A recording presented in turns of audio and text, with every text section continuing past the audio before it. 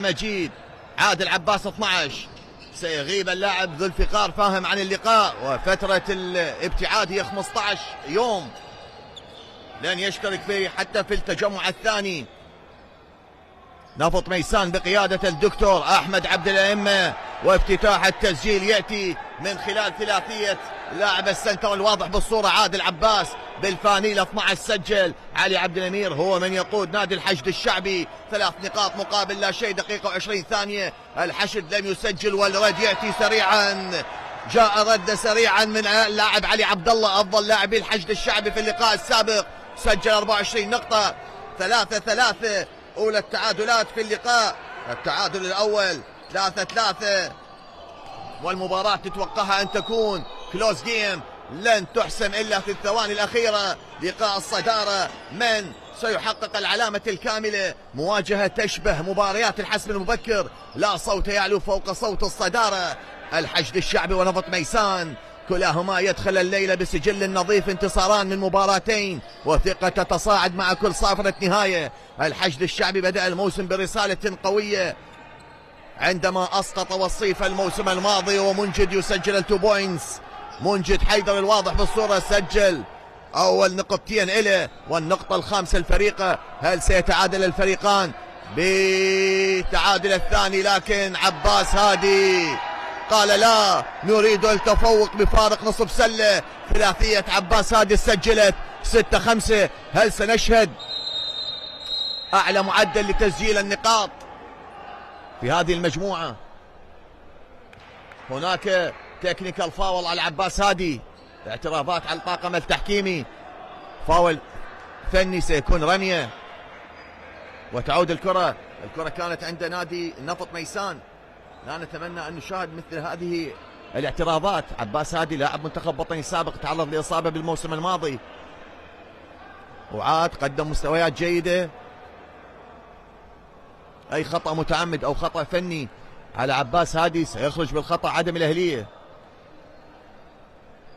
رمية واحدة سجل أحمد فرحان. الحشد الشعبي أسقط دجلة الجامعة الوصيف في أولى مواجهات الموسم، ثم تجاوز الحل العنيد بثبات. فريق يعرف ماذا يريد، فريق يجمع بين القوة والانضباط والرغبة في الذهاب بعيدا هذا الموسم. عادت لنفط ميسان، أحمد فرحان لعبد الله، وهناك بيرسونال فاول، الفاول على علي عبد الله. علي عبد الله يرتكب الخطأ الشخصي. أما من جانب نفط ميسان الوافد الجديد لدور المحترفين، لكنه يلعب بثقة، يرفض دور المتفرج. انتصاران أيضا، حقق فوزين متتاليين على اليقظة والكهرباء، دفاع صلب، روح قتالية جعلت الجميع يلتفت إلى هذا الفريق الذي يريد كتابة اسمه مبكرا بين الكبار. ايربور كرة طائرة عادت لنادي الحشد الشعبي بالملابس البيضاء أمام نادي نفط ميسان بالملابس الحمراء الموشحة باللون الأزرق الفاتح. كرة عادت وصلت لمنجد، لكن تيرن اوفر. صراع على القمة، صراع على العلامة الكاملة للوصول للتجمع الثاني، صراع لمن يضع قدما ثابتة نحو التوب 8 قبل انطلاق التجمع المقبل، من يخرج بالصدارة ومن يدخل مباريات الغد بلا خسارة. لنتابع لنشاهد زياد خلف لاعب السنتر نجح بالتسجيل النقطة الثامنة، كسر التعادل الثالث، عفوا التعادل الثاني 3-3 و6-6، تعادلين باللقاء. الآن 6-8 والبول بوزيشن عند نادي نفط ميسان عند لاعب الخبرة المتواجد في صفوف نادي نفط ميسان.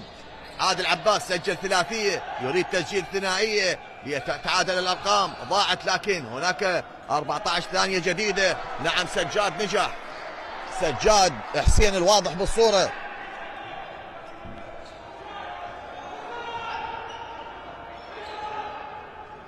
سجاد يسجل النقطة الثامنة. الآن تتعادل الأرقام 8-8،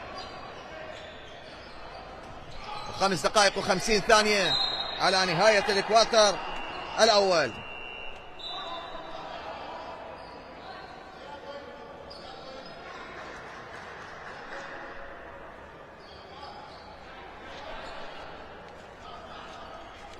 ثلاثي التحكيم أحمد علي نائل طالب نور علي هم من يقودون اللقاء الثالث للمجموعة الثانية.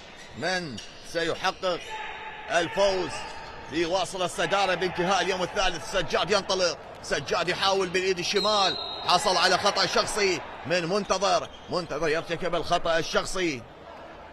جزاء توشاس. نتائج المباراة اليوم المجموعة الثانية بقاعة الأرمني كهرباء حقق الفوز على اليقظة 57-49، واللقاء الثاني الحلة تفوق على دجلة الجامعة 52-47. مباراة المجموعة الأولى في كركوك سابس حقق انتصار كبير على عمال نينوى 80-58. وغاز الشمال يحقق فوز مهم على نفط الشمال 65-61. علي عبد الأمير أول مهمة تدريبية على مستوى الفريق الأول، مدرب الفئات العمرية، حقق نتائج مميزة، ألقاب عديدة مع الفئات العمرية في الحشد الشعبي، كان مدرب مساعد في الموسم السابق مع الفريق الأول. الفارق نصف سلة 9-8. علي عبد الله ما سجل. بالالتقاط حسين محسن صانع الألعاب اللي اشترك في صفوف نادي نفط ميسان، كرة وصلت بالكورنر، فيك يحاول سجاد بالسكند شانس، كيك اوت لعبد الله مجيد، ان اوت، ضاعت. حيدر عبد الزيد باللونج باص نجح وكسب خطأ شخصي. كسب الخطأ الشخصي. سيكون هناك تو شوتس.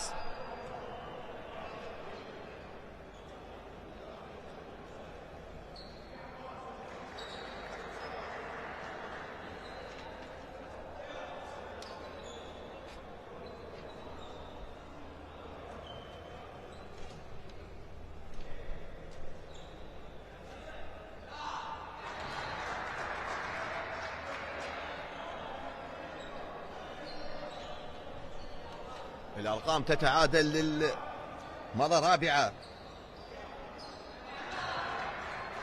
لكن النقطة العاشرة لعباس هادي 5 نقاط، 10 لنادي الحشد 5 نقاط، متر 91 28 عام، القادم من محافظة واسط من قضاء الحي. هذا هو أحد تلامذة المرحوم المدرب المساعد لمنتخب الناشئين الأستاذ باسم. الرحمة والمغفرة لهذا المدرب الذي أخرج هذا اللاعب من قضاء الحي في محافظة واسط.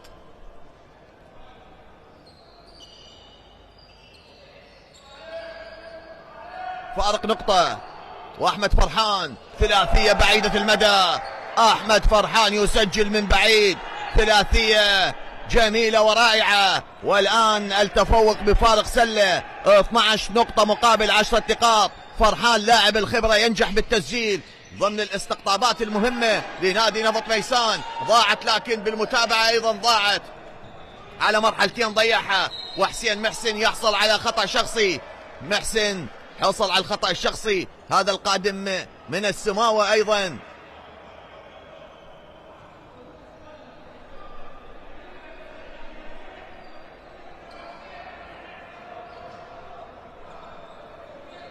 أربع دقائق و17 ثانية على نهاية الكوارتر الأول، والبول بوزيشن عند أحمد فرحان. كان ممكن أن تكون هاي دبل دريبل، يحاول بالباك تو باك، ضيع. عبد الله مجيد عند الكرة بالسكند شانس، 10 ثواني على الهجمة. عبد الله مجيد بالبول هاندنج، يحاول فاصل مهاري 5 ثواني. هل سيسجل عبد الله مجيد بهجمة؟ أخذها على عاتقه، نعم نجح. عبد الله مجيد ينجح بتسجيل نقطتين، وهي النقطة 14 لفريقه. الفارق أكبر فارق وصلت للمباراة لغاية الآن هو هذا الفارق، فارق 14، فارق 4 نقاط، 14-10. وتغيير اشتراك باقر ميثم، خروج منتظر ميثم.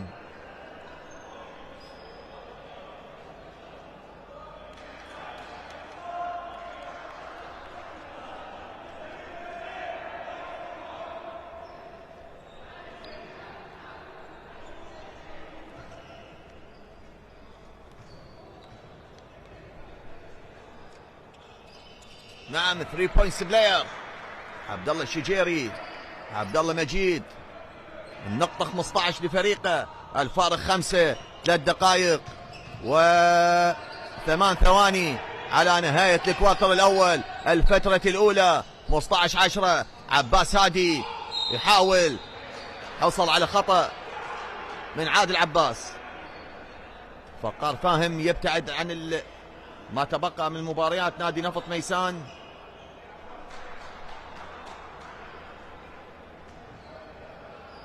واحتمالية ابتعاد عن التجمع الثاني أيضا، هذا ما أعلن عنه نادي نفط ميسان. 15-11 الفارق 4، ومحاولة ثانية لعباس هادي. هادي بالرمية الثانية ضيع، تعود بالديفنسيف ريباوند. سجاد حسين عادت لعبد الله. عبد الله مجيد اللي سجل آخر 3 نقاط، نقطتين مع الآند وان، سجل 3 نقاط. لكن هناك فرصة الآن لحيدر عبد الزيد يخترق الدفاعات، يحاول بالفنجر تيب. سجل زياد خلف الواضح بالصورة، طالب دكتوراه تربية بدنية وعلوم رياضة، بالفنجر تيب نجح، سجل النقطتين. والآن الفارق هو فارق السلة، والسجال والجدال حاضر في المباراة، نتوقعها ندية ومثيرة. هناك في المجموعة الأولى أيضا الدفاع الجوي مع زاخو دورينا رغم غياب اللاعبين الأجانب والنقاط القليلة بالسكور، لكن شاهدنا المتعة حاضرة والإثارة، تقارب المستويات بين اللاعبين، هذا ما أفصح عنه. غياب اللاعبين الأجانب في الدوري الذين سيعودون بالتوب 8 بعد التجمع الثاني. عبد الله مجيد خرج، اشترك اللاعب عبد الله طارق لاعب الكرك في الموسم الماضي. أول الكرات لسجاد، أعتقد ستلغى حتى لو سجلت. نعم 24 سكندز تيرن اوفر على نفط ميسان. أحمد عبد الأئمة كان يطالب اللاعب بأن يقوم بالتسديد بوقت مبكر، طلب الوقت المستقطع، والنتيجة فريقه متقدم ب 15 نقطة مقابل 13.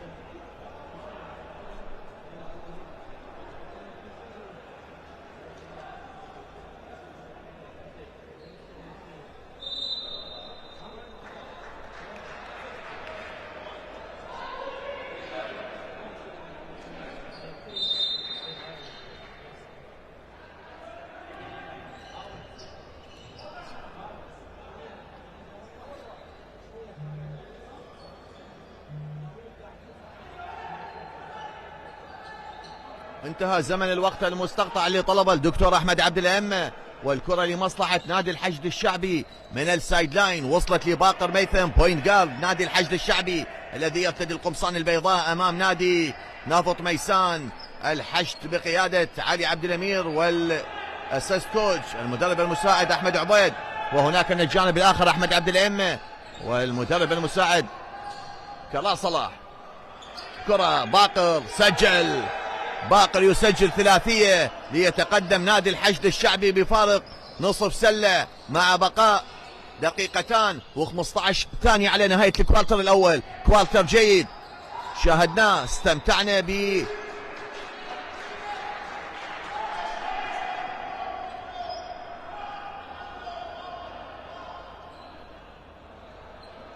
تيرنوفر على نادي نفط ميسان، والكرة تعود لنادي الحشد. الحشد هو لديه البول بوزيشن بخماسي مكون من احمد فرحان، حسين محسن، سجاد حسين، عبد الله طارق، وعادل عباس.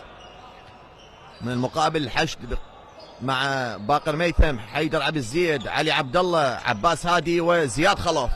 الان يحاول 10 ثواني على نهايه الهجمه. علي عبد الله من الكورنر، زياد خلف ما سجل. احمد فرحان بالالتقاط الدفاعيه، الديفنسيف ريباوند لحسين محسن. جود بول هاندنج، وصلت الكره لسجاد بالفانيله 3 لعادل عباس. هناك بيرسونال فاول، خطأ شخصي على اللاعب رقم 15 حيدر عبد الزيد. الفارق لا زال فارق النصف سله. 96 ثانية على النهاية، نهاية الفترة الأولى. أحمد فرحان تيم فاولز على نادي الحشد، أي خطأ سيكون رمي على السلة. فرحان اللي سجل رمية الخطأ الثاني، ضيع رمية الخطأ الشخص الأولى، ولديه محاولة ثانية نجح بالتسجيل. فرحان بواحدة من اثنين. باقر ميثم الآن ينطلق باقر بالبول هاندين، كرة وصلت لعباس هادي، هادي لزياد خلف، لعباس مرة ثانية من الكورنر، يسجل عباس هادي. هادي يسجل ثلاثية. 19-16 الفارق 3 نقاط.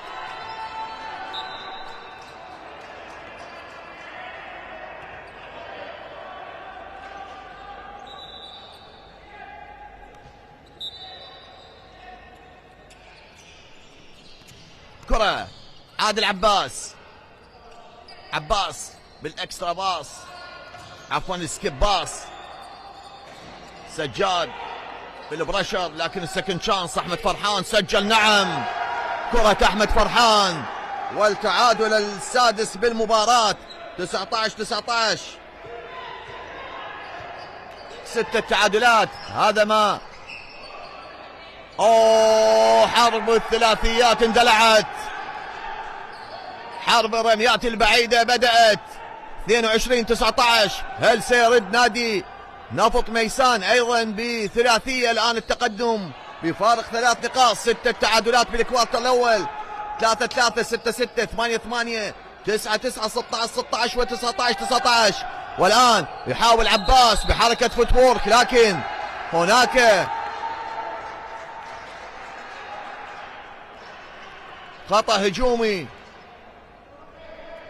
إشارة أحمد علي حكمنا الدولي المونديالي واضحة أن عادل عباس حرك إيده بشكل غير قانوني لتعود الكرة لنادي الحشد. آخر هجمات الفترة الأولى، الثواني الأخيرة من الكوارتر الأول، الفريق متقدم بفارق 3 نقاط. سيلعب مع البازر بيت على نهاية الهجمة والمباراة. باقر يحاول كيك أوت. إلى هنا يا من تشاهد وتتابع قنوات شبكة الإعلام العراقي، الحشد يتقدم على نادي نفط ميسان ب 22 مقابل 19. أترككم مع أجمل لقطات الكوارتر الأول، وأعود معكم بعد فترة الاستراحة.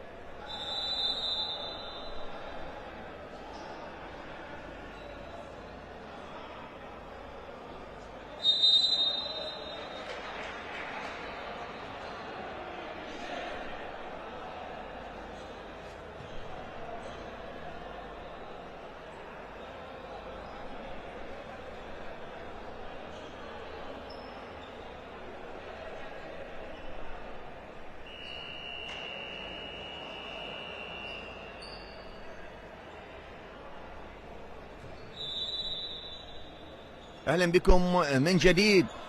ولقاء اليوم نادي الحشد الشعبي ونادي دجلة الجامعة من قاعة الأرمني، الدوري العراقي لكرة السلة للموسم 25-26. باقر يريد الافتتاح بتسجيل ثلاثية، لكن فريقه متفوق بفارق 3 نقاط. نفط ميسان بقيادة أحمد عبد الأمة يبدأ بتشكيل خماسي بالكوارتر الثاني. عبد الله مجيد 5، عادل عباس 12، عبد الله طارق 31، أحمد فرحان 7، منجد حيدر 21 بالملابس الحمراء الموشحة باللون الأزرق الفاتح.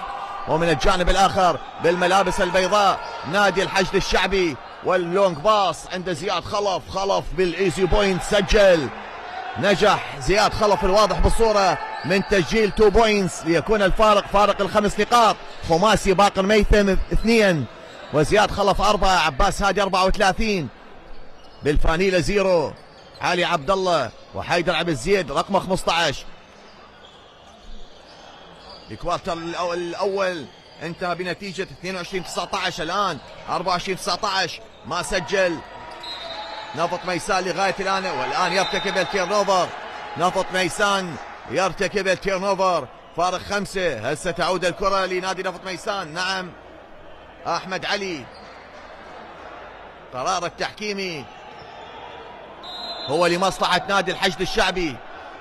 هل يطلب أحمد عبد الأمة لا رئيس؟ لكن هناك وقت والمباراة لا زالت بالمتناول. هناك دقائق، 8 دقائق و44 ثانية على نهاية الكوارتر الثاني، وهناك فترتين أيضا، ثالثة ورابعة، 4 فترات كل فترة 10 دقائق. عباس هادي كرته وصلت لباقر ميثم لعلي عبد الله ضاعت الثلاثية، وأحمد فرحان هو من يلتقطها بالديفنسيف ريباوند لمنجد حيدر عادل عباس يحاول الوصول للسلة بحركة فلوتر، ضاعت لكن بالسكند شانس. هناك 14 ثانية جديدة عندما تمس الكرة الحلق وتعود للفريق المهاجم.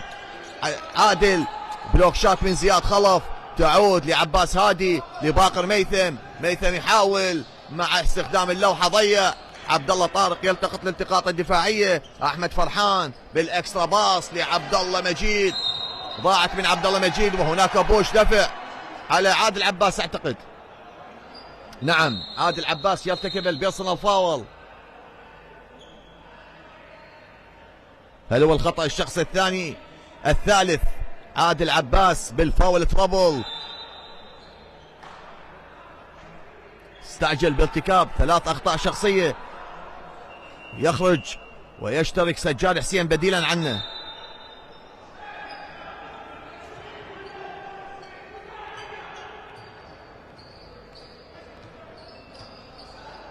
باقي 7 دقائق 50 ثانية.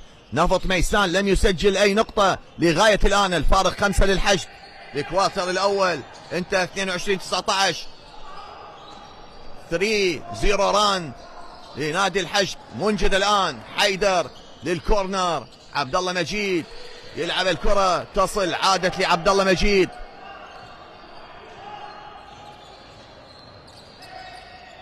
يحاول حركة درايف، ضاعت وعادت. أحمد فرحان بالأوبن شات أيضا يفشل بالتسجيل، وهناك خطأ شخصي على علي عبد الله يرتكب خطأ شخصي لمصلحة سجاد حسين. سجاد متر 97 27 عام. سيكون هناك 2 شوتس لسجاد، أي سيسجل نفط ميسان بعد دقيقتين و44 ثانية.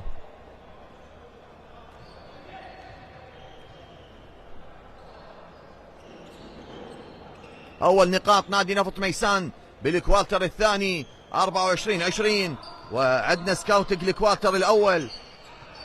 الحشد محاول 7 من 14 بالفيد جولز، نسبته 50%. 2 من 6 بالتو بوينتس، نسبته 33%. 5 من 8 بالثري بوينتس، نسبته 62%. 3 من 4 بالفري ثرو، نسبته 75%. 2 اوفنسيف ريباوند، 5 ديفنسيف ريباوند، بالتوتال 7. 3 اسيست، 3 تيرن اوفر، 1 ستيل. افضل المسجلين ب9 نقاط عباس. عباس اللي لعب 10 دقائق كامله عنده 2 من 3 بالفيد جولز، نسبته 66%. زيرو بال 2 بوينتس، عنده 2 من 2 بال 3 بوينتس، سجل 3 رميات حره نسبته 75%. عنده 9 نقاط كامله، افضل المسجلين من جانب كتيبه هذا المدرب الواضح بالصوره علي عبد الامير. من الجانب الاخر نادي نفط ميسان عنده 6 من 18 بالفيد جولز، نسبته 33%. 3 من 8 بال 2 بوينتس بنسبه 37%، و3 من 10 بال 3 بوينتس بنسبه 30%. تيرن اوفر والستيل لمصلحه نادي نفط ميسان. عنده عبد الله مجيد بالاوبن شات، يجب ان يسجل مثل هاي الكرات. اللاعب عبد الله مجيد، سجاد للانسايد يسجل نقطتين، وعلي عبد الامير يطلب الوقت المستقطع 24-22 6 دقائق و15 ثانيه. لأكمل معكم احصائيه نادي نفط ميسان اللي عنده 4 من 6 بالفري ثرو، نسبته 66%. 7 اوفنسيف ريباوند، 6 ديفنسيف ريباوند. الاوفنسيف ريباوند هي المتابعه الهجوميه، والديفنسيف ريباوند هي المتابعه الدفاعيه. بالتوتر عنده 13 متابعه، 3 اسيست، التمرير الحاسمي لتسجيل النقطتين. تيرن اوفر 5، فقد 5 محاولات بدون ان يسجل اي نقطه. ستيل 3. جماهيرنا عوائلنا الكريمه الحاضره في قاعه الارمني تتابع دورينا دوري كره السله بالنسخه 46. ايضا افضل المسجلين ب8 نقاط هو احمد فرحان، عنده 2 من 4 بالفيد جولز، نسبته 50%. ما عنده محاولات من ال2 بوينتس، عنده من ال3 نقاط، مسجل 2 من 4 نسبة 50%. بالفري ثرو 2 من 3 نسبته 66%. عنده 2 ديفنسيف ريباوند بالتوتال 2. عنده اسيست 1 بدون ستيل 1 بدون تيرن اوفر ب8 نقاط. 3 نقاط سجل عبد الله مجيد، وايضا سجل اللاعب عادل عباس اللي ارتكب فاول ترابل 3 نقاط. ايضا سجاد حسين. اتكلم عن نهايه الكوارتر الاول فقط. احصائيه الكوارتر الاول اللي انتهى 22 مقابل 19، التقدم للحشد ولا زال الحشد متقدما ب 24 مقابل 22. نسبة تسجيل جيدة كانت بالكوارتر الأول، الآن بالكوارتر الثاني النسبة غير جيدة. هل تعادل 2-2 لغاية الآن؟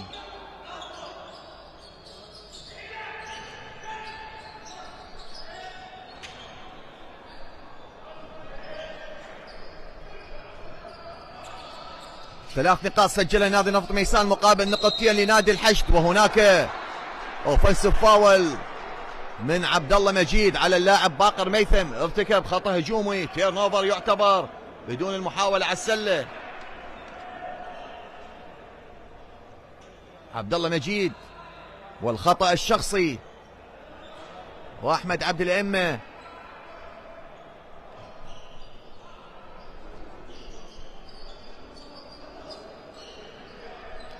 الآن الحشد يحاول، لديه المبادرة الهجومية، المحاولة من الكورنر، حركة قطع، باونس باص، لكن كرة وصلت لعباس هادي. اشتراك لاعب شاب، اللاعب رقم 10 نور عامر، متر 91، 22 عام، تولد 2004، طاقة شابة. شاهدته في نادي الكرخ الموسم السابق، كان يزج به الكوتش عقيل نجم بعض الدقائق في المباريات اللي خاضها نادي الكرخ. كرة كيك اوت وصلت لباقر، هناك 3 ثواني على النهاية. تيرن اوفر، سجاد بالانطلاق بالبول هاندنج، باونس باص، وصلت لعبد الله. احمد فرحان يحاول، وانتهت باستخدام المربع الزجاجي من قبل سجاد حسين، وهو التعادل السابع. 7 تعادلات في المباراة الآن. 24 تعادلوا 3-3 6-6 8-8 9-9 16 اول و19 اول، والآن 24 بوينتس لكل فريق. عبد الله مجيد يحاول بالفلوتر، ضيع، والكرة أيضا تيرن اوفر ليستمر عداد النقاط بالتعادل. 24 لكل فريق. 4 دقائق 35 ثانية. عبد الله طارق العملاق، 2 و15، كان يطالب بأن يكون هناك خطأ شخصي. كان هناك بدي كونتاكت بين زياد خلف وعبد الله طارق، ممكن ان يذهب للبيرسونال فاول. علي عبد الامير والحديث الجانبي مع لاعب منتخبنا الوطني السابق اللي تعرض للاصابه في السيزون الماضي، عباس هادي.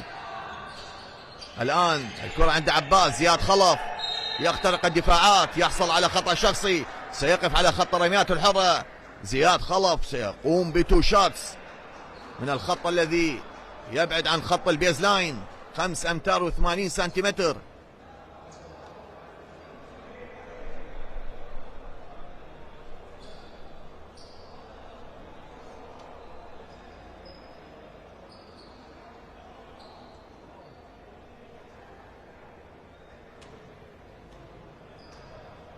بالكوارتر الثاني لغاية الآن نفط ميسان 5 نقاط مقابل نقطتين لنادي الحشد.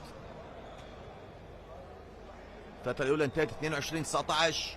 زياد خلف أضاع الرمية الأولى، الواضح بالصورة جاء من الفئات العمرية من ديالة. خلف بالثانية سجل. زياد يسجل ليتقدم فريقه بفارق نصف سلة 7 نقاط، 2 27 عام لزياد خلف.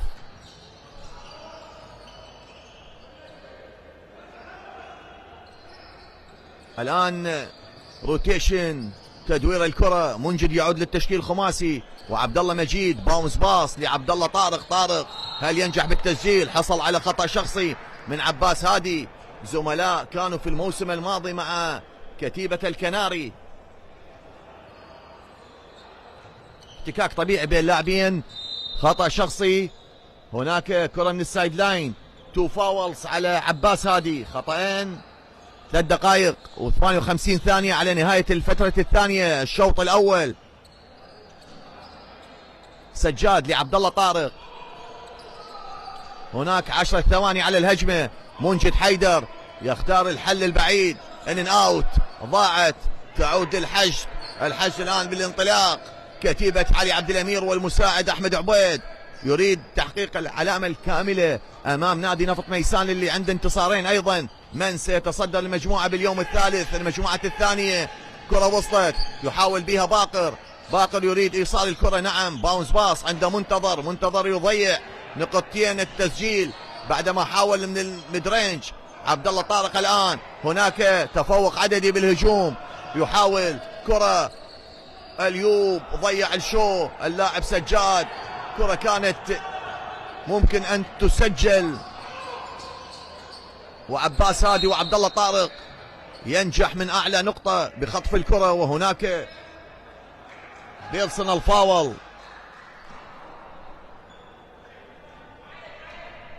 نعم، الخطأ الشخصي كان على اللاعب الشاب نور. الآن سيكون هناك تغيير، سيشترك حسين ذياب ويخرج اللاعب عباس هادي. حسين ذياب قدم مستوى مميز في المباراة الأولى اللي لعبها نادي الحشد الشعبي واستطاع أن يفوز على نادي دجلة الجامعة.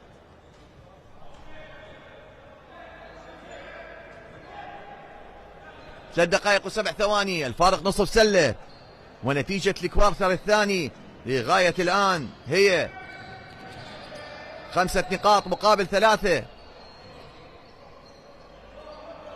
25-24 بالتوتل، فارق نصف سلة، دقيقتين و50 ثانية. أحمد فرحان بالبول هاندنج، كرة وصلت بالإنسايد لكن نجح زياد خلف باللاستاش، وصلت عند حسين. الآن منتظر ميثم ينطلق، يحاول، ضيع النقطتين السهلة، لتعود مرة ثانية حركة لعب جميلة، سبين جميل من عبد الله مجيد باستخدام اللوحة، فشل بالتسجيل. وحسين الآن بالانطلاقة، حسين يحاول فيك، الله، لو كان سجل النقطتين حسين علي، لو مسجل النقطتين فيك كان جميل.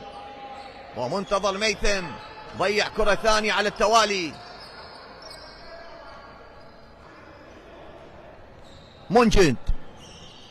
منجد حيدر يحاول، وحسين يرتكب البيرسونال فاول. الواضح بالصورة عمره 18 عام هذا اللاعب.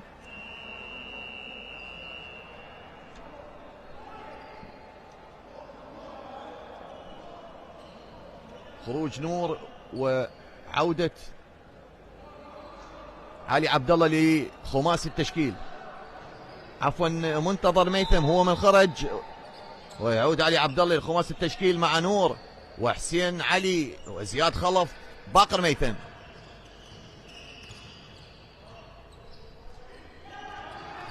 اخر دقيقة و50 ثانية على نهاية الشوط الاول. عبد الله طارق سجل، لكن من سوء حظه هناك 24 سكندز، هناك نهاية هجمة. احمد علي يشير الى ان الهجمة انتهت، وهناك عصبية على محيا الكوتش احمد عبد الائمة. احمد علي يطالب المدرب احمد عبد الائمة بان لا توجد هناك اعتراضات، الهجمة انتهت والنقطتين غير محتسبة، ليبقى عداد النقاط 25 مقابل 24. الحشد متقدم 25 نقطة مقابل 24 ودقيقة و40 ثانية على نهاية الكوارتر الثاني.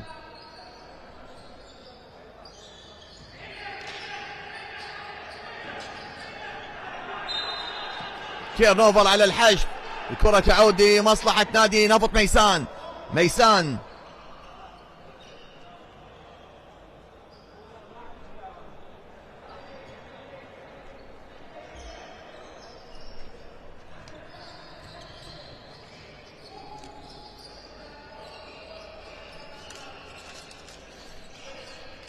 احمد فرحان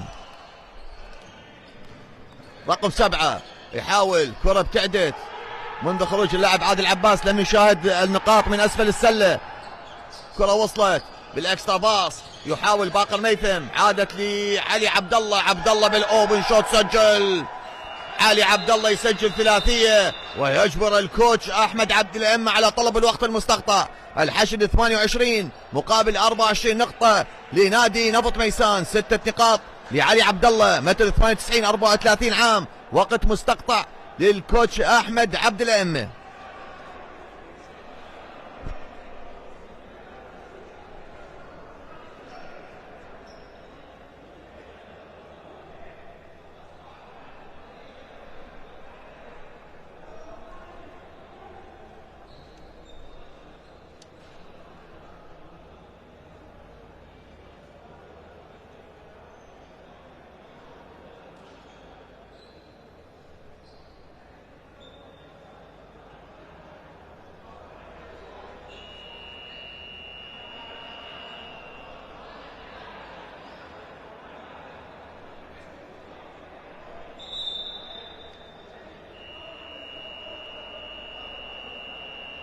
بالفترة الثانية لغاية الآن 6 نقاط الحشد الشعبي مقابل 5 نقاط لنادي نفط ميسان، 6-5.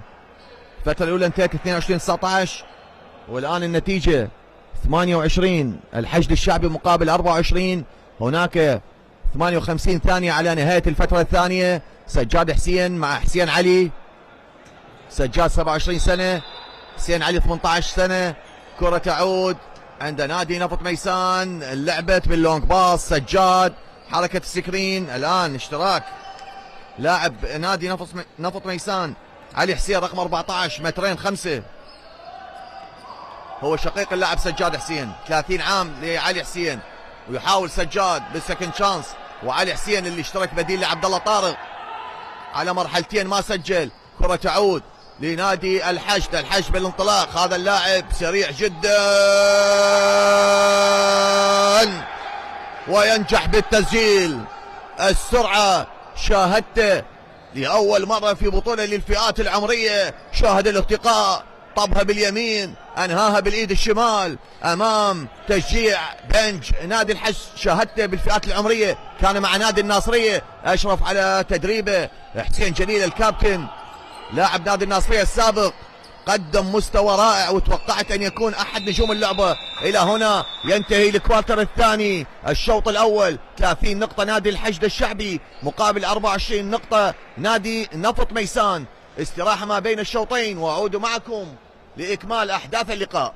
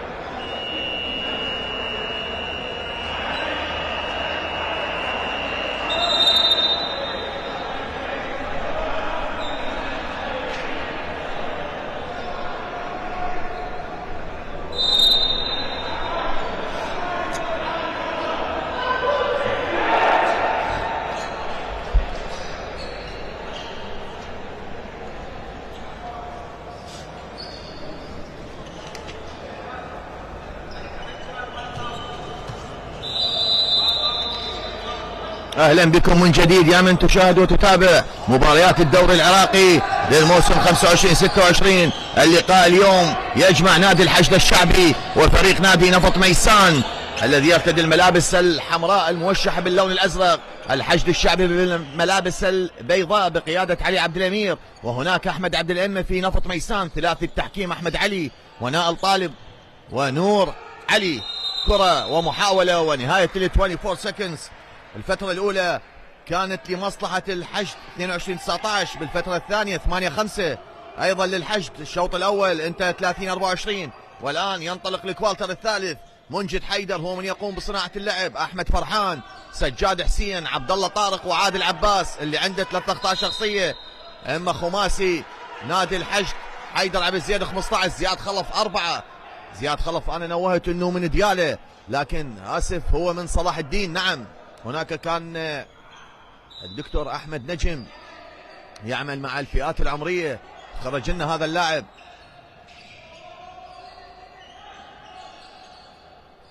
حسين علي بالفانيلة 12، وعادل عباس يسجل ثلاثية يفتتح بها سجل المباراة التهديفي بالفاول ترابل. يجب أن يكون أهدأ، ما يرتكب أي خطأ شخصي. وهناك توجيهات وتعليمات من المدرب المساعد كلا صلاح. الكرة عند الحشد، هناك تعادلات أيضا، 7 تعادلات بالفترة الأولى والثانية. حيدر عبد الزيد بحركة درايف، وهناك جود ديفنس من أحمد فرحان. 3 ثواني على نهاية الهجمة لكوارتر الثالث. الفترة الثالثة النصف الأول من الشوط الثاني. خلف زياد خلف يرد على ثلاثية عادل عباس. السناتر لاعبي طوال القامة، بدأت حرب الثلاثيات من أطول لاعبين بالفريق. هناك عبد الله طارق أطول، لكن أطول لاعبين في ساحة اللعب هما زياد خلف وعادل عباس. عباس يحاول، ضيع لتعود فارق ال6 نقاط. كرة عند حسين علي، علي بالسرعة، هناك بيصل الفاول. هل سيكون على أحمد منجد؟ نعم، منجد حيدر عفوا.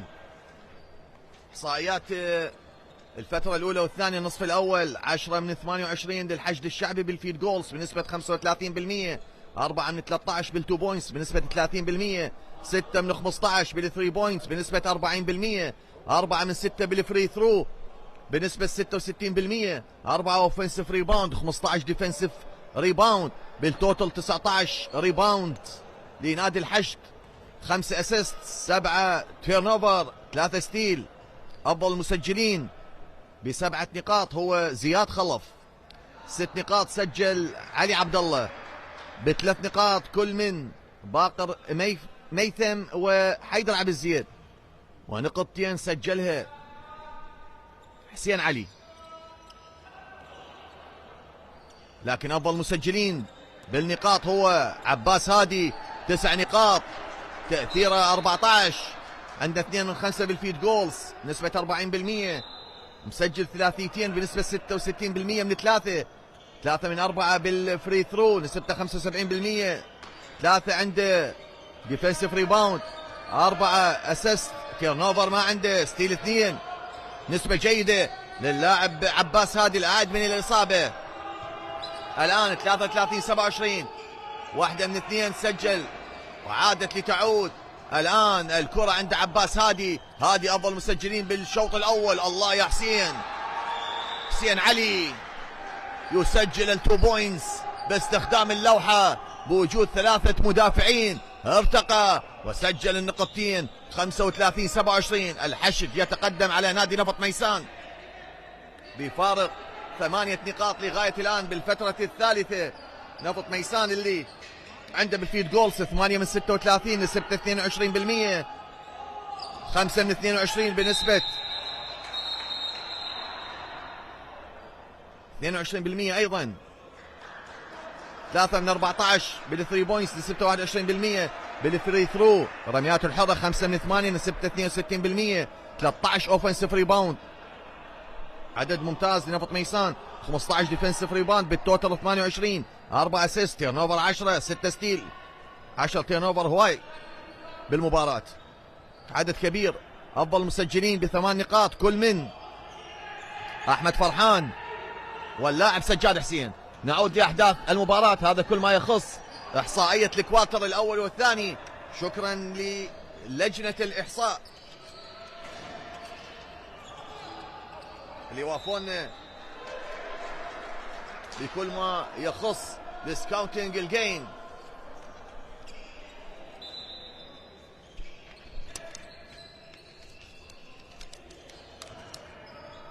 واتمنى المشاهد ايضا والمتابع للمباريات ان يعي ان احصائيه المباراه السكاوتنج هو ما يخص ماذا يقدم لاعب كره السله داخل الملعب، محاولاته، رمياته.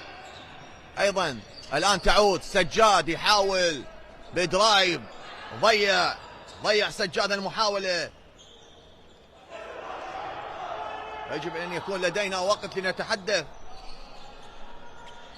الله يا هادي، عباس هادي يسجل ثلاثيه ليعلن تفوق فريقه بفارق 11 نقطه. والكوتش مدرب نادي نفط ميسان يطلب الوقت المستقطع، وهذا الوقت المستقطع ينطينا وقت نتحدث قليلا عن تاريخ كبير، عن أندية كتبت أسماها بأحرف من ذهب في سجل دوري كرة السلة، لكن الزمن تغير وبعض الأبطال غابوا عن المشهد. دوري هذا الموسم لا نجد بين الفرق المشاركة سوى 3 أندية فقط سبق لها التتويج بلقب الدوري العراقي. الدفاع الجوي حامل اللقب في الموسم الماضي وقبل الماضي، وعنده لقبين 97 98 98 99. الحلة ب3 ألقاب أيضا متواجد في دوري هذا الموسم، والكهرباء له لقبان في خزانه. لكن المفارقة الكبيرة عزيزي المشاهد أن عددا من أكثر الأندية تتويجا في تاريخ السلة العراقية لا يمتلك اليوم فريقا في المنافسات، وهو الكرخ ب13 لقب، والشرطة أكثر المشاركين بالدوري منذ الانطلاق 1980 ولغاية 2025 الموسم السابق. 45 نسخة سابقة لم يغب الكرخ اللي عنده 3 ألقاب، والكرخ الكناري ب13 لقب أيضا غير متواجد. النفط 7 ألقاب، تؤكد حجم وتاريخ هذا النادي الكبير اللي ما يمتلك فريق كرة السلة. هوك 5 ألقاب اللي صنعت أمجاد لا تنسى، ورشيد ب5 ألقاب ما زالت محفورة في ذاكرة الجماهير. رشيد اللي عنده مرتين حقق لقب بطولة الأندية العربية سنة 88 و90، إضافة إلى لقبين للجيش ولقب وحيد لنادي القوة الجوية. تاريخ طويل، أسماء صنعت الهيبة والذكريات، وبعضها غاب عن الحاضر لكنه بقى حاضرا في ذاكرة السلة العراقية. نتمنى من أنديتنا الجماهيرية الاهتمام باللعبة الشعبية الثانية، هذا هو الطلب الوحيد من الأندية الجماهيرية، أن يكون هناك اهتمام بالألعاب الجماعية، لعبة البرتقالية، لعبة كرة السلة، اللعبة الثانية بعد كرة القدم. باص هادي يضيع، عباس يضيع، ويأتي الآن الدور على اللاعب الذي اختار التهديف البعيد وليسجل. سجل عبد الله مجيد يسجل ثلاثية. الفارق الآن فارق 8 نقاط، 6 نقاط لصاحب المتر 88 عمره 30 سنة، سجل ثلاثية. والآن حسين علي 18 عام، كرة نقلت لحيدر عبد الزيد لاعب الخبرة، حيدر عبد الزيد اللاعب الخبرة المتواجد في صفوف نادي 41 عام.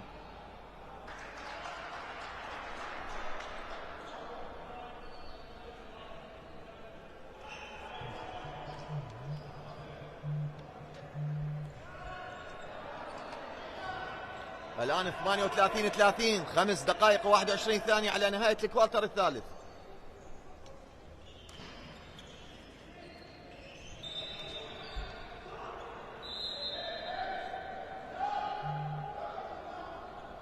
فارق العمر بين حيدر عبد الزيد واللاعب حسين علي هو 23 سنة. شاهد حيدر عبد الزيد رغم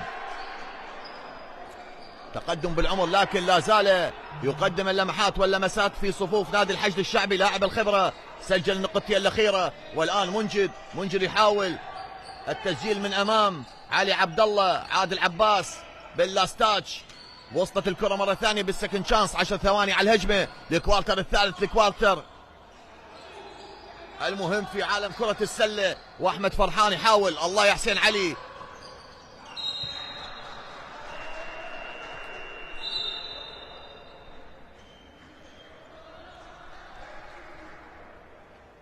صاب تغيير، خروج منجد حيدر واشتراك اللاعب حسين محسن بالتشكيل الخماسي لنادي نفط ميسان. علي عبد الامير الواضح بالصورة، فريقه متقدم بفارق 10 بوينتس 10 نقاط، وانتصاف الكوارتر الثالث. 16 ثانية مشت، والآن 4 دقائق و40 ثانية على نهاية الفترة الثالثة. حيدر عبد الزيد سجل آخر نقطتين، الفارق 10. انقطعت الكرة عند عبد الله مجيد. مجيد يحاول والبلوك شوت يأتي. جود جاب لحسين علي، صاد الكرة من أعلى نقطة. الواضح بالصورة 18 ربيعا لهذا اللاعب. شاهد بالإعادة كيف ارتقى، كيف صاد كرة عبد الله مجيد ومنع من التسجيل. كرة تعود لنفط ميسان. عبد الله مجيد مرة ثانية لعادل عباس. عباس بنتريشن على السلة، وهناك خطأ شخصي من زياد خلف. خلف ارتكب الخطأ الشخصي.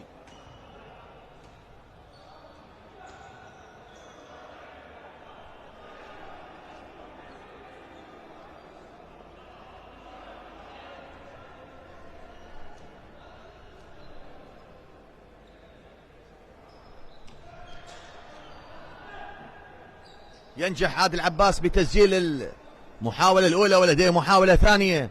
عباس بالثاني أيضا سجل.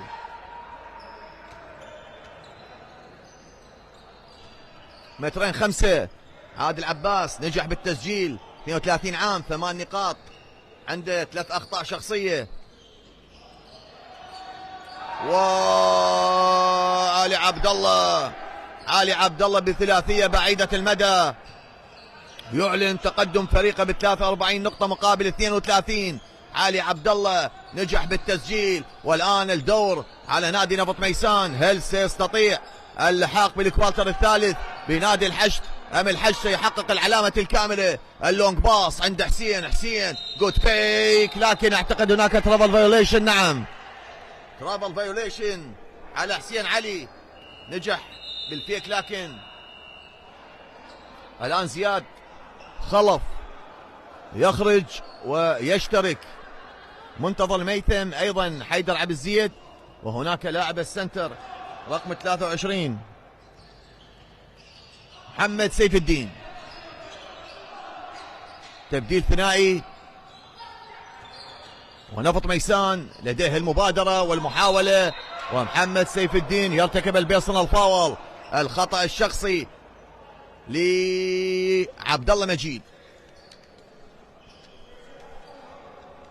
حشد الشعبي ونفط ميسان، وبالنظر إلى ما تبقى من مباريات يبدو أن طريق الحشد الشعبي نحو الصدارة أقل تعقيدا على الورق.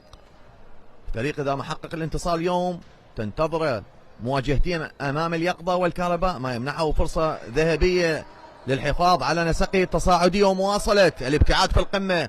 أحمد عبد الأئمة متأخر بفارق 11 نقطة، الآن الفارق 10. نجح بواحدة من اثنين عبد الله مجيد. 7 نقاط، متر 88، 30 عام. اما نفط ميسان فالمهمة الأصعب ما زالت بانتظار اختباران من العيار الثقيل أمام الحلة ودجلة الجامعة، بالتالي مواجهتين قد ترسمان ملامح الصدارة بشكل نهائي وتكشفان مدى قدرة الوافد الجديد على مقارعة الكبار حتى اللحظات الأخيرة. حشد الشعبي يريد تأكيد أحقيته بالقمة، ونفط ميسان يبحث عن إثبات ما يقدمه ليس مجرد بداية قوية بل مشروع منافس حقيقي هذا الموسم. صراع يشتعل يوما بعد آخر، والصدارة هنا لا تمنح بالأسماء بل تنتزع فوق أرضية الملعب. لننتظر لنشاهد دقيقتين و55 ثانية على نهاية الكوارتر الثالث. ايربور وحسين ينطلق يهدأ، كرة وصلت عند منتظر يلعب كرة عند عباس هادي بالاوبن شوت، سجل عباس هادي يسجل 3 نقاط، والآن التقدم بفارق 13 نقطة. وعبد الله مجيد لا زال يحصل على الأخطاء الشخصية من هذا اللاعب الشاب محمد سيف الدين. فارق 13 نقطة وخطأ شخصي على محمد سيف الدين ب2 فاولز. أول ما اشترك مثلا 22 عام. نشاهد بالإعادة كيف تخلص من منتظر، لكن خطأ شخصي واضح على محمد سيف الدين أمام حسرات هذا المدرب علي عبد الأمير، اللي لغاية الآن يقود كتيبة الحشد الشعبي نحو بر الأمان، انتصارين على التوالي، واليوم عنده تفوق لغاية الآن بفارق 13 نقطة، وتنتظر مباراتين أمام اليقظة والكهرباء. سجل عبد الله مجيد الفارق 12 نقطة، 2.5 دقائق على نهاية الفترة الثانية، ويحاول أن يعمل شو نادي الحشد لكن ضاعت. سجاد باونس باص لعبد الله مجيد، مجيد بالايد اليمين وباستخدام اللوح الزجاجي يسجل 2 بوينتس. الان الفارق 10 بوينتس. هل سينجح نادي نفط ميسان بايقاف التقدم؟ تقدم نادي الحشد الشعبي. اذا ضاعت هاي الهجمه وسجل نفط ميسان سيكون هناك تايم اوت للكوتش علي عبد الامير حسب توقعاتي، لكن لا اعرف هل سيطلب الوقت المستقطع علي عبد الامير اذا ما سجل نادي نفط ميسان.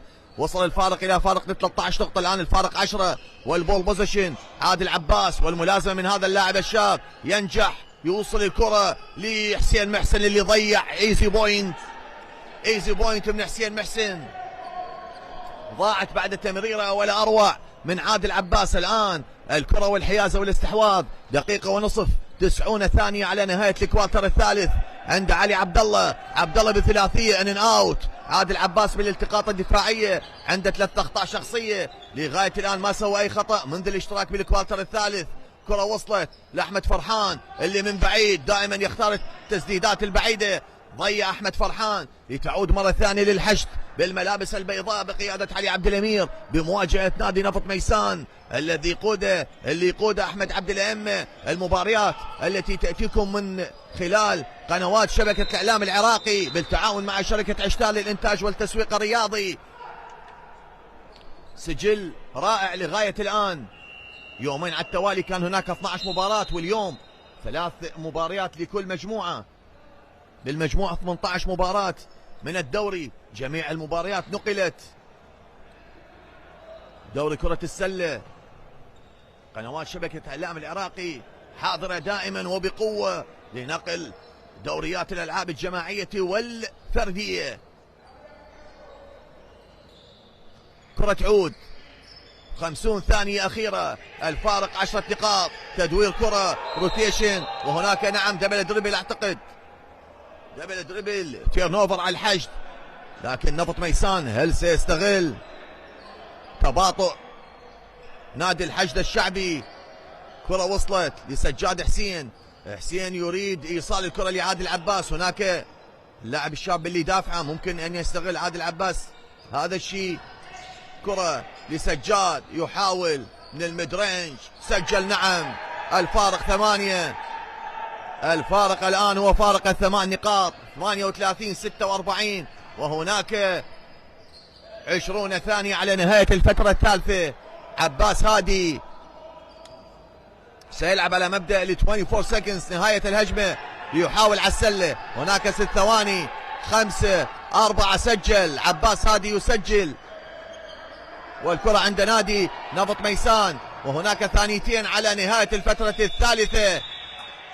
الفترة الثالثة انتهت ولا زال الحشد متفوقا على نادي نفط ميسان 48-38. اترككم مع اجمل لقطات المباراة واعود معكم ان شاء الله لتكملة الفترة الرابعة.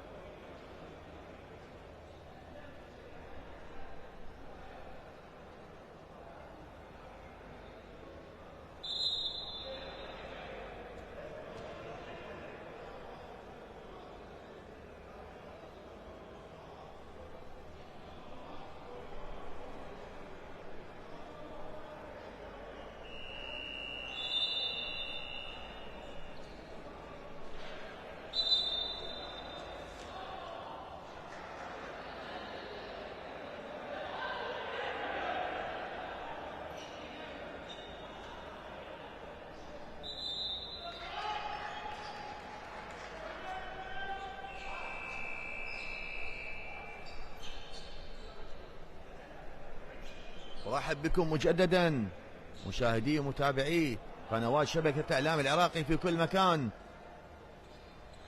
والفترة الثالثة والأخيرة من لقاء اليوم بين نادي الحشد الشعبي ونادي نفط ميسان. الحشد الشعبي بالملابس البيضاء، نفط ميسان بالملابس الحمراء الموشحة باللون الأزرق. وكرة عند نادي الحشد المتفوق لغاية الآن ب 48 نقطة مقابل 38.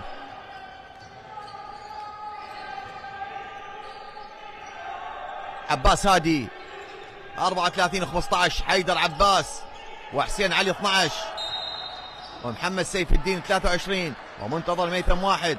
هذا هو خماسي نادي الحشد الشعبي.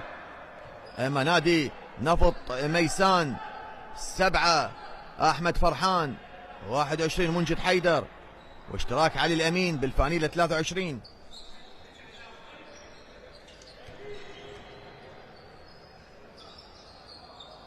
سجاد حسين 3 وعادل عباس 12.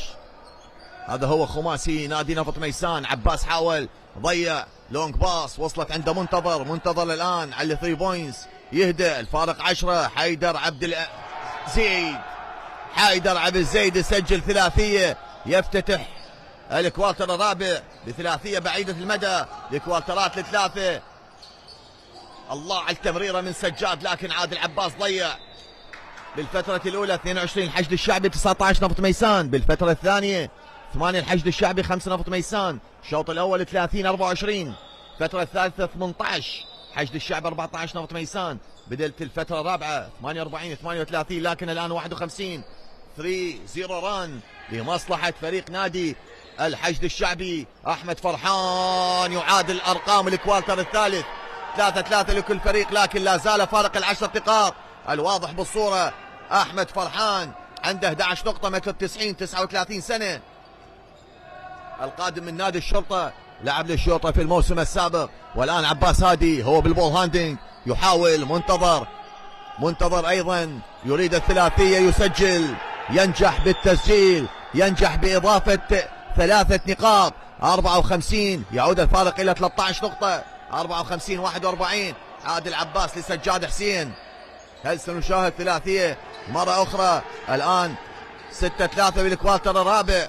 41-54 علي أمين جود فيك بالأوبن شات،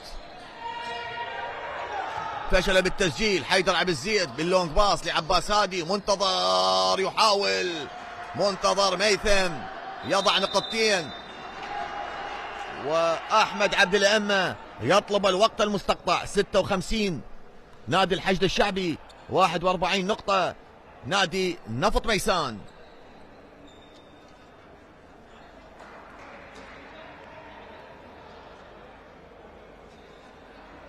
ارقام اللاعبين عندنا نادي الحشد علي عبد الله لاعب 26 دقيقة مسجل 9 نقاط. اتكلم عن 3 كوارترات فقط.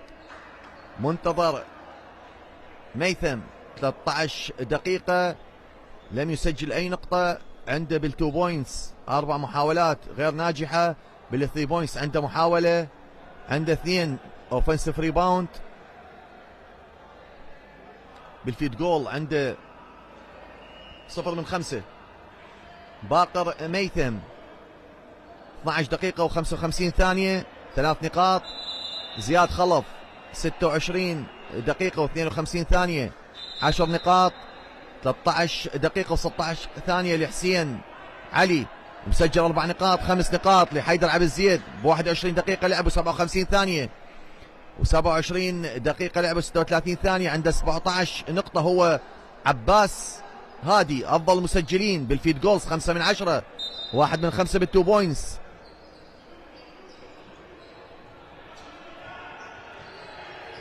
نسبة 20%. 4 من 5 بال3 بوينتس نسبة 80%. 3 من 4 بالفري ثرو. بالفاول شوت نسبة 75%. نسبة جيدة لعباس هادي افضل مسجلين لنادي الحشد الشعبي. 10 نقاط مسجل سجاد حسين، ايضا عبد الله مجيد.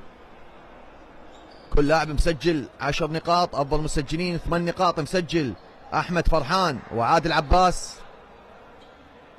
ونقطتين مسجل منجد. ال10 نقاط اللي سجلها سجاد ب 27 دقيقة لعب و43 ثانية وايضا 24 دقيقة لعب لعبد الله مجيد و8 ثواني. وبال8 نقاط احمد فرحان 30 دقيقة لعب سجل 8. ايضا عادل عباس 22 دقيقة و17 ثانية لعب عنده 8 نقاط. هذا كل ما يخص الاحصاء. ونشاهد الان فارق ل 13 نقطة 56 43 7 دقائق و37 ثانية على نهاية احداث اللقاء.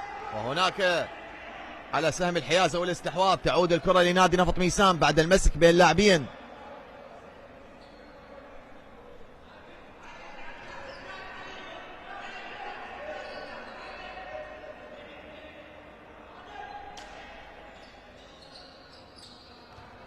بالفيد جولز عنده 17 من 42 نسبة 40% نادي الحشد، اما نادي نفط ميسان 12 من 52 نسبة 23%.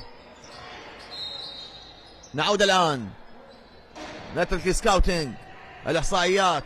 وهناك بيرسونال فاول خطأ شخصي على حيدر عبد الزيد، والكرة لا زالت لمصلحة نادي نفط ميسان. 2 فاولز على حيدر عبد الزيد. 14 ثانية على الهجمة. 7 دقائق و6 ثوان على نهاية المباراة بأكملها. هل سيحقق نادي الحشد الشعبي العلامة الكاملة 3 انتصارات ويتصدر، أم نادي نفط ميسان سينتفض بالدقائق القادمة؟ عادل عباس نقل كرة للكورنر. سجاد حسين بالأوبن شوت ضيع لتعود عند محمد سيف الدين. محمد سيف الدين نقل كرة وصلت عند عباس هادي، أفضل مسجلي نادي الحشد الشعبي وأفضل لاعب في مباراة اليوم. نسبته ممتازة جدا من 3 نقاط ومن أيضا الفري ثرو. خط رميات الحرة تعود الآن. كرة وصلت يحاول، الله ضاعت من هذا اللاعب محمد سيف الدين ضيع. كان ممكن أن يكون سلام دانك وشو رائع في المباراة. ما شاهدنا لمحات رائعة. ممكن اللاعب حسين علي متعنا بهجمتين، لكن نريد أن نشاهد الدانكات السلات الساحقة. أحمد فرحان بثلاثية تسجل، سجل الفارق 10. دائما يدق ناقوس الخطر عند المدرب الذي عندما يكون فائزا بفارق أكثر من 10 نقاط ويعود الفارق إلى فارق 10. إذا قل الفارق عن 10 نقاط تطلب الوقت المستقطع. دائما يعني أكثر المدربين يطلبون الوقت المستقطع. وهناك ترافل فايوليشن، مخالفة المشي، والكرة والحيازة عادت لنفط ميسان. عنده شوترية جيدين، منجد، أحمد فرحان، سجاد، أيضا علي الأمين. هناك تايم اوت، لا ما انتظر علي عبد الأمير، خلاص طلب الوقت المستقطع. وهناك 5 دقائق و53 ثانية على نهاية المباراة. فارق 10 بوينتس، 10 نقاط، 56 46.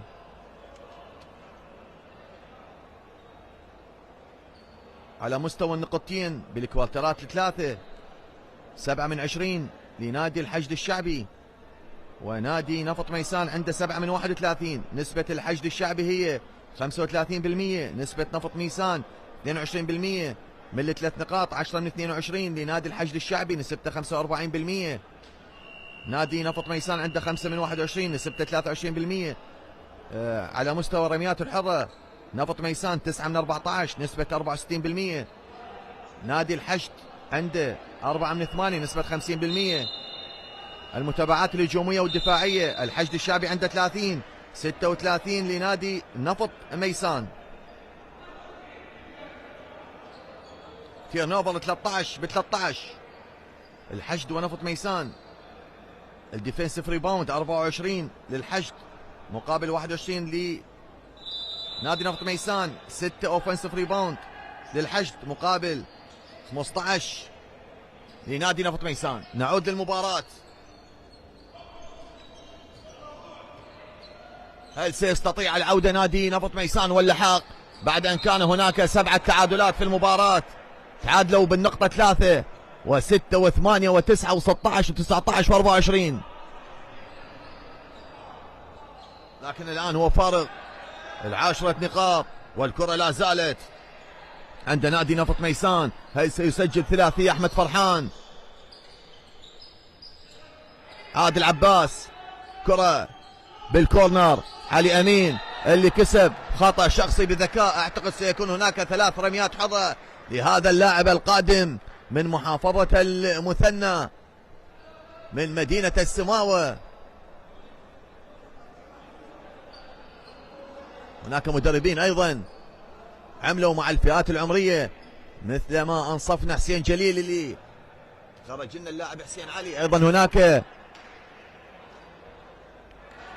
مضر، الكابتن مضر، وطالب الدكتوراه عباس نعيم، عملوا سنوات طويلة مع الفئات العمرية في المثنى قبل أن ينتقل الكابتن مضر للكرخ الأولى. أعتقد قبل أكثر من 10 سنوات استقر في بغداد، عمل أيضا مع أندية الدفاع الجوي، مع دجلة، مع الخطوط. نتمنى هاي الأندية والمحافظات تعود. هناك مدارس سلوية، مدارس لكرة السلة ممكن أن تكون في المحافظات اللي قدمت في السنوات السابقة لاعبين للمنتخبات، منتخبات الفئات العمرية سواء أو المنتخب الوطني. نعود للمباراة الآن. الكرة لنادي الحشد لحسين علي، الفارق هو فارق ال9 نقاط، سجل واحدة فقط اللاعب علي أمين. وحسين علي الآن لعباس هادي، هادي حاول عمل كروس اوفر لكن في المكان، وهناك 24 سكندز تيرن اوفر على نادي الحشد. وزياد خلف منزعج بعد ما طلب الكرة وما وصلت له. وهناك ايضا تغيير، سيشترك علي عبد الله، علي عبد الله احمد. هناك لدينا كان علي عبد الله حمد شقيق قتيبة عبد الله، وايضا علي عبد الله اسماعيل كان مع نادي الميناء في البصرة. نعود للمباراة، كرة وصلت الآن حسين علي. الله على حسين، الله على هاي السرعة، سريع جدا هذا اللاعب، سجل نقطتين والآن فريقه متقدما بفارق 11 نقطة بعد أن كان فارق 9 نقاط. علي أمين سجل واحدة من 3 على خط رميات الحظة، فارق 11. 4 دقائق ونصف على نهاية المباراة. الحشد قريب جدا من الصدارة. نفط ميسان يحاول، كرة سجلت نقطتين، عاد الفارق ل9 نقاط، 9 نقاط الفارق. وممكن كل شيء ممكن في المباراة، كل شيء متوقع. نادي نفط ميسان فريق جيد، حقق انتصارين، تنتظر مباراتين ايضا يوم غد، عفوا بعد غد ويوم الاحد، يعني السبت والاحد. يوم غد ستكون هناك راحة لجميع الفرق. 49 نقطة والحشد متقدم ب 58. والواضح بالصورة سجاد حسين، وهذا عادل عباس بالفانيلة 12 عنده الفاول ترابل، ما ارتكب اي خطأ شخصي لغاية الان. زياد خلف تيم فاولز على الحشد الشعبي، 5 اخطاء، اي خطأ سيكون رمي على السلة ضيعها زياد. ولديه محاولة ثانية ايضا لهذا اللاعب اللي انطلق من صلاح الدين، بالثاني ايضا ضاعت. عادل عباس ديفنسيف ريباوند، كرة وصلت لسجاد حسين، يحاول سجاد عند اللاعب علي امين بالكورنر، ايربور ما وصلت. وحسين علي شاهد امامك كيف ينطلق بالكرة، لكن السرعة الزائدة والتهور جعل هذا اللاعب يفقد الكرة بالتيرن اوفر. يجب ان يكون اهدأ.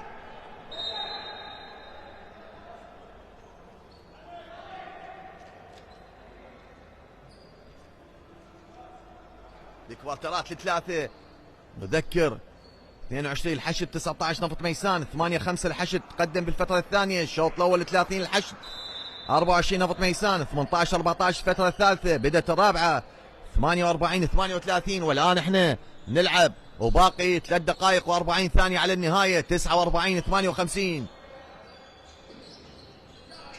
نفط ميسان سجل 11 نقطة والحشد سجل 10 نقاط.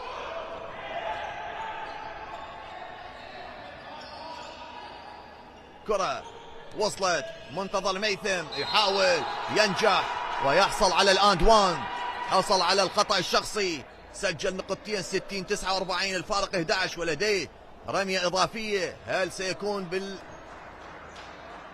3 بوينتس بلاير اللاعب اللي يسجل 3 نقاط؟ نشاهد بالإعادة ارتقاء جميل باستخدام اللوحة، سجل، حصل على خطأ شخصي، يحتفل على طريقته الخاصة. منتظر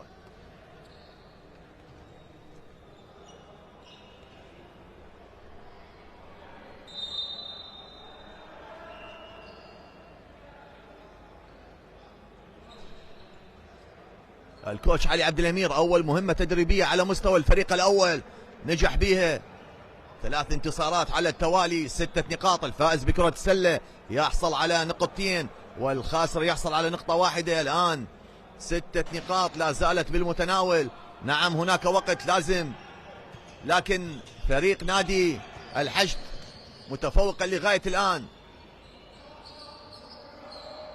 أحمد فرحان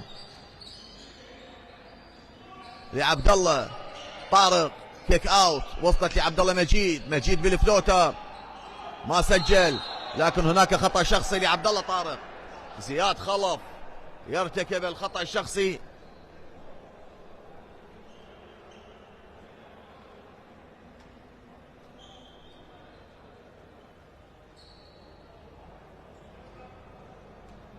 رميتين لعبد الله طارق.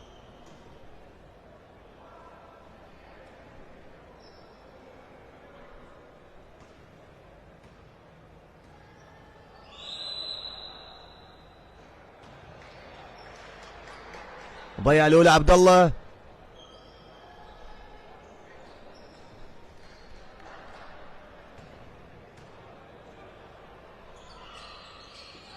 ايضا ضاعت الثانيه. نذكر ان نادي الحشد الشعبي لديه تيم فاولز، اي خطأ شخصي نفط ميسان سيكون هناك رمي على السله. كرة عادت، تيرن اوفر وستيل من منتظر ميثم. عباس هادي يقوم بالطبطبه وتهدئه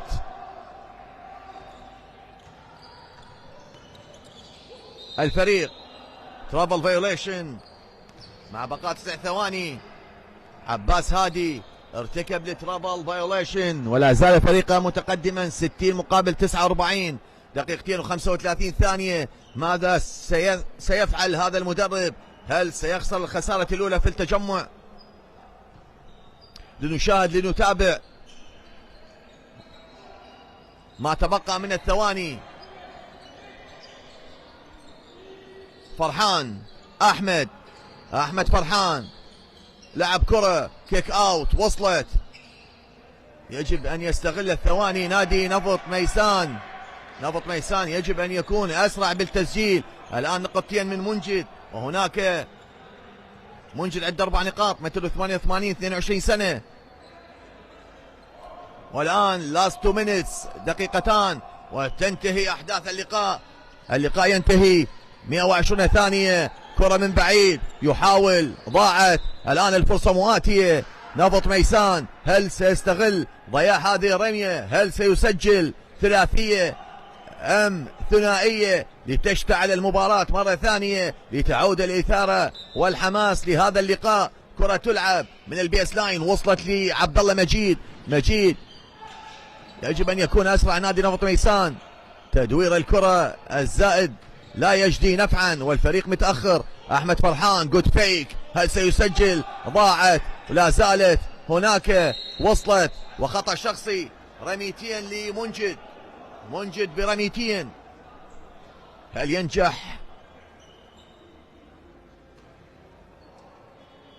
بتحريك سكور فريقه المتوقف عند 51 نقطة، 91 ثانية على النهاية. منجد حيدر نجح بالأولى، سكسسفول لمنجد.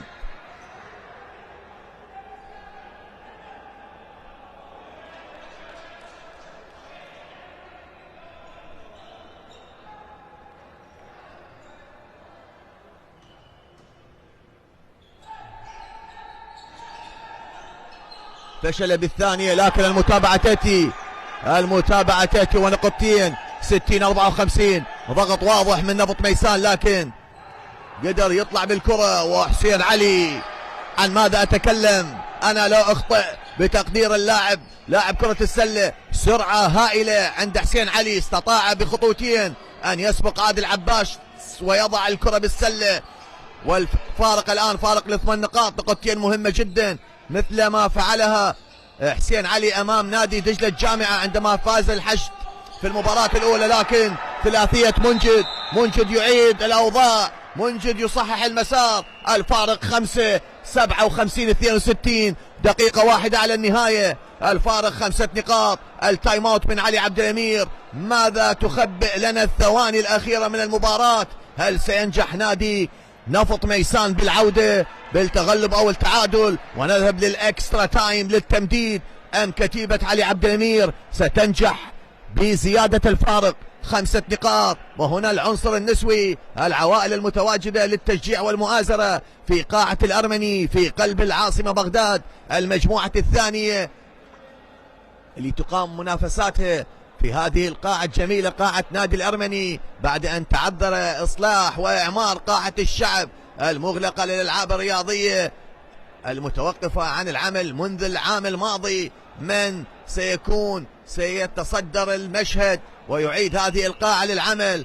القاعة العتيدة التي أنشئت عام 1979 عن طريق منظمات مجتمع مدني. 10 قاعات في العالم، 9 توقفت عن العمل، وبقت هذه القاعة تصارع الزمن اللي عمرها 46 47 سنة، وافتتحت بمباراة كرة طائرة. ننتظر عودة هذه القاعة لتعود المباريات.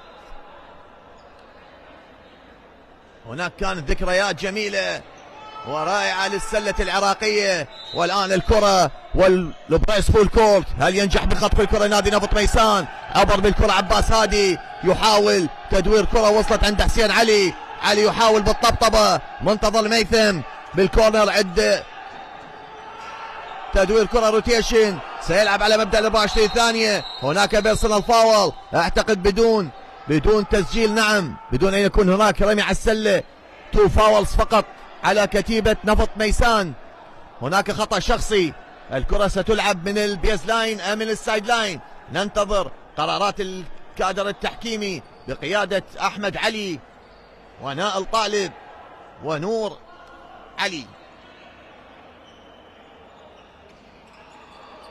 كرة تلعب من السايد لاين، وهناك 14 ثانية على نهاية الهجمة و43 ثانية على نهاية المباراة. والملازمة من عبد الله مجيد على عباس هادي، من سيتفوق على من؟ وهناك خطأ شخصي آخر، تجديد الثواني، كان هناك 6 ثواني راح تتجدد ل 14 ثانية، 35 ثانية على النهاية، الفارق 5، 3 أخطاء، نعم. وتعود الكرة من السايد لاين إذا ما أراد نادي نفط ميسان العودة، ممكن أن يعمل خطأ فاول لعب الكرة.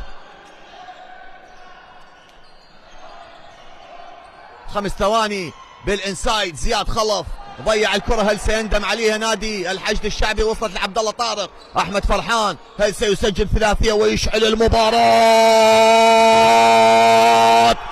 أحمد فرحان حاضر، أحمد فرحان متواجد، أحمد فرحان يسجل ثلاثية وتيرن اوفر. الكرة عادت عند نادي نفط ميسان من بعيد، يحاول التسجيل بثلاثية ضيعها عبد الله مجيد، ضيع ثلاثية كانت بالمتناول، ومنتظر ميثم يكسب الخطأ الشخصي من عادل عباس. ضاعت الثلاثية، ثلاثية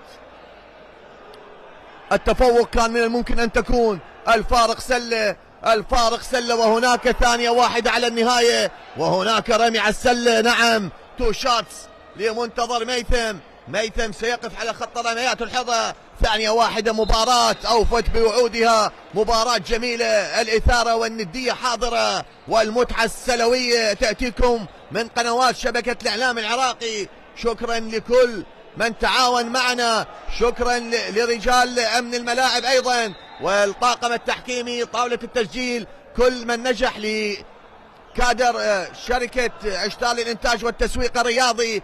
لقنوات شبكة الإعلام العراقي. اليوم الثالث اليوم ينتهي بعد ختام هذه المباراة، وستكون هناك يوم غد راحة. يوم الجمعة والسبت سنعود معكم إن شاء الله أيضا بمباريات مهمة، بثلاث مباريات مهمة في المجموعة التي ستقام هنا في قاعة الأرمني وفي كركوك. سجل نجح بالأولى 63 وضيع الثانية بذكاء. نعم ضيع الثانية بذكاء. وإلى هنا يا من تشاهد وتتابع قنوات شبكة الإعلام العراقي، الحشد الشعبي يتفوق على نادي نفط ميسان ب 63 نقطة مقابل 60. مبارك للحشد الشعبي، هارد لك لنادي نفط ميسان، الصدارة للحشد ونفط ميسان بالمركز الثاني. شكرا لكم على حسن المتابعة وطيب الإصغاء، على أمل أن ألتقيكم في مناسبات قادمة. تقبلوا تحياتي، أنا خالد عاشور، وإلى اللقاء.